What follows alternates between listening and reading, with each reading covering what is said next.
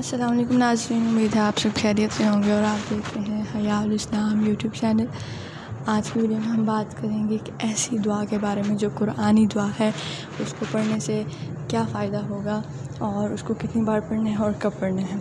सबसे पहले वो दुआ देखें कौन सी है। बिस्मिल्लाहिर्रहमानिर्रहीम, रब्बना अफ़रिग़ अलैना सब्रन व तवफ़्फ़ना मुस्लिमीन।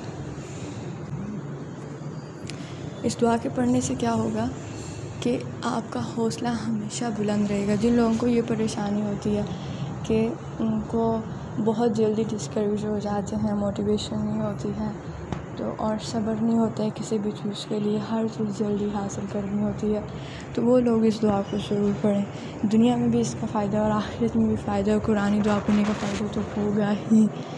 तो इसका मानना क्या है, रब्बना अफ़रिग़ अलैना सब्रन, ऐ अल्लाह हम पर सब्र उंडेल दे, वो तवफ़्फ़ना मुस्लिमीन, और हमें मुसलमानों के साथ मतलब मुसलमान होते हुए ही मौत अता करना। तो दुनिया का भी भला और आखिरत में भी फ़ायदा। तो जो लोग बहुत जल्दी डिस्करेज हो जाते हैं ना, वो ये दुआ ज़रूर पढ़ा करें, और जिनमें सब्र की कमी है ना और हर चीज़ जल्दी हासिल करना चाहते हैं, वो भी ये दुआ पढ़ें। हमेशा याद रखें, कोई भी चीज़ जो है ना वो जल्दी से नहीं हासिल की जाती। Great things require time and patience.